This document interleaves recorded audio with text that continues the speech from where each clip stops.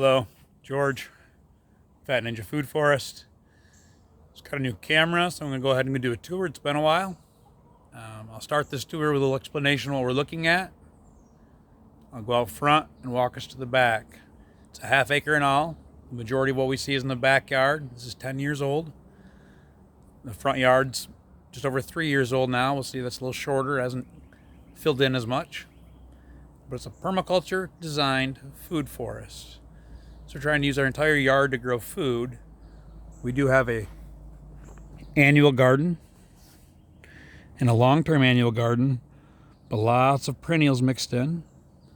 And those perennials are done in a three-dimensional fashion, trying to get the 7 layers of a food forest around us.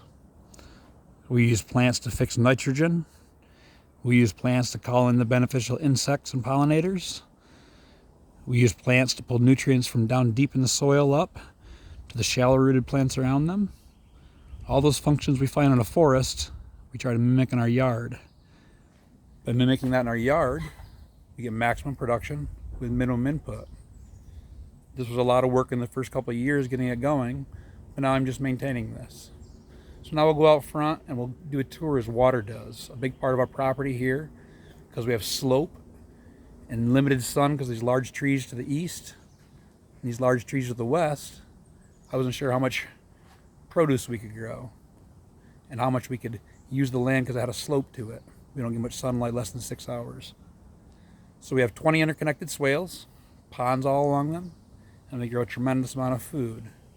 We took the problem and made the solution. The slope we use to catch all that water that falls and store it. We'll have a look at that now. So now we're out here at the front by the road. It's what we call Mushroom Village. Our property is the widest here along the road. It's in a triangle to the back. But up here where we do the mushrooms are the teeth of the forest. So we use multiple varieties of mushrooms.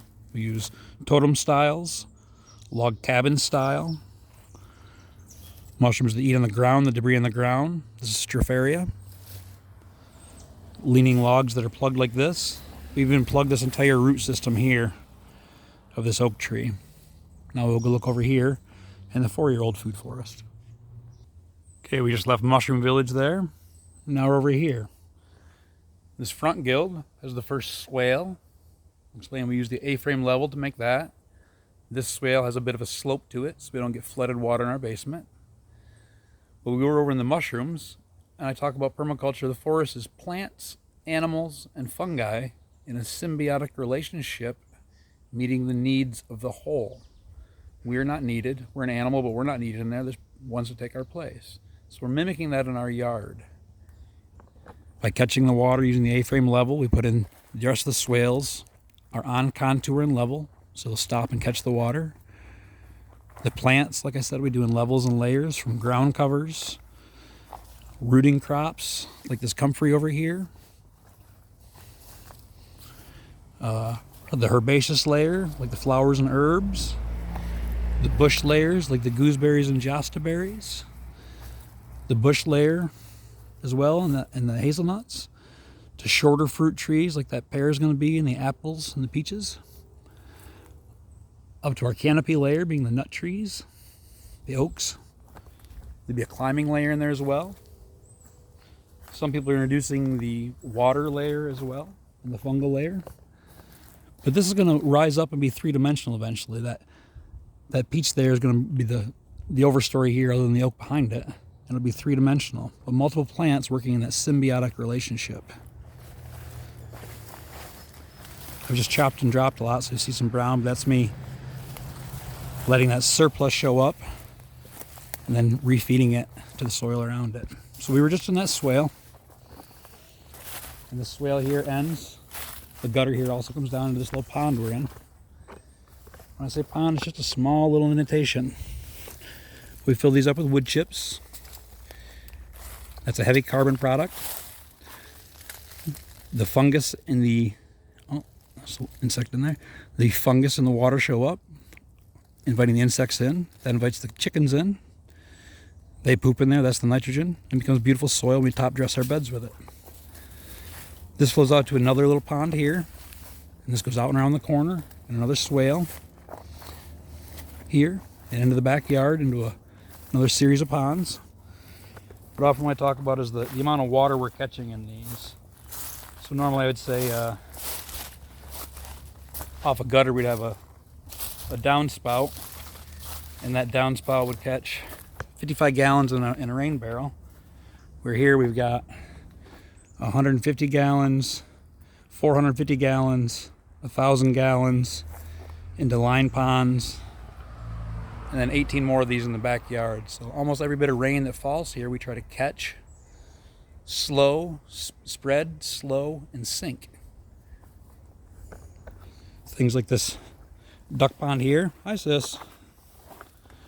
It has a drain below it we'll look at, where I can drain it into the food forest below. So as they defecate in there constantly, we're catching that nutrient and passing it on in the system. Here's the drain on it. You can put a garden hose on it as well.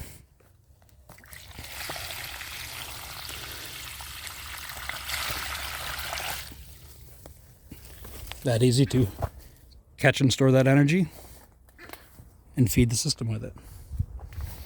Below that is another pond, an unlined pond, but it's full of these bananas. So it doesn't really hold water anymore, but if it does, it overflows in the food forest below. If not, it slows, spreads, and sinks that water again. There's multiple berries around it. There's taro root on the other side of it, black raspberries, Jerusalem artichokes. Down below that, off this other gutter, we have another pond catching.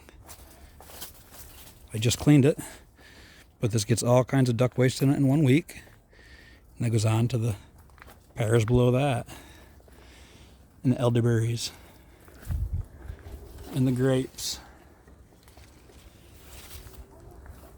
Hi, everybody.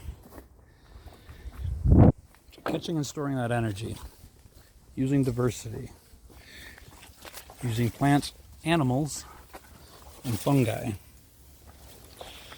It's getting long. Let's come to the backyard and have a real quick look around here. Backyard. So this is our back food forest. We looked at it from the deck.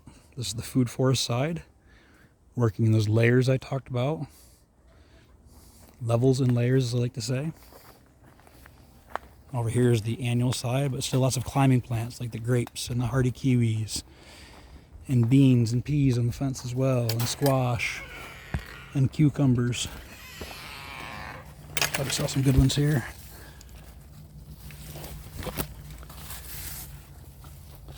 So just a tremendous amount of food everywhere. This is the annual garden. So we're in a standard annual garden, but up top here I call the short-term annual, the kitchen garden. We'll walk through here twice a day at least, going to let the chickens in and out of the greenhouse, harvest what we need for the day. We see if there's any insect problems. We squish any bugs we need to, if there's any diseases going on. Giant black wasp. And below it is long-term annuals. Things like squash and beans and corn, stuff we don't have to pay a lot of attention to. It takes care of itself. You'll also notice there's a lot of perennials mixed in as well, using those levels and layers as well. Levels and layers. Here's another swale. It's filled with wood chips, but it's probably 2 foot deep with wood chips. These just been there for a month and a half or so, and they're already starting to break down. You can see the insect life in there. Oops, I'm not even looking at it. I already see the insect life in there and the fungus in there. That'll be soil to top dress these beds with below this coming winter. Oh, cucumbers. I won't name everything we're seeing. See the beautiful cherries, jujubes, gooseberries and blueberries down below, and jastaberries, and currants, and figs, but beets and carrots mixed in, and potatoes, hazelnuts and grapes and raspberries and apples and cherries, and on and on. Standard garden stuff, but lots of perennials mixed in. Groundhog ate all the cabbage this year. And there'll be pears hanging there. And autumn olives, gummy berries we ate early in the year. And pawpaws. But we're still in an annual garden where I was growing the cabbage and the beans, and on and on. I feel like this is going to be a long video, so I think we'll just go to the pond and call it. More grapes climbing up and over us.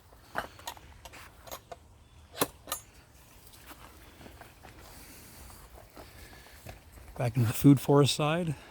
Annual garden side being fenced in. Most everything you see is edible, from the mints in the ground covers to the stinging nettles, the sochan. This is our bottom pond. Catches a lot of duck waste. It's got a 55-gallon drum here it's pumped out of. That keeps the filter, the pump from being clogged up. Takes the clean water in off the top. Fish to eat the mosquitoes. Waterfall adding the oxygen, recirculating it. As many plants as we can around it to feed on that nutrient. So I'm George. This is Phat Ninja Foodforest. That was a long tour. You stayed around, thanks a lot, appreciate it. We offer classes, tours, consultation, design, what we call permersion. Permersion is coming. I'm staying in this tiny house here for a weekend, or however long as you want me with that, and doing classes with her here, and living the permaculture life. Waking up, walking out, getting your eggs, your food for the day, and understanding some of the systems. So like to say, change can be better than a holiday. I'm George, Phat Ninja Foodforest. Peace.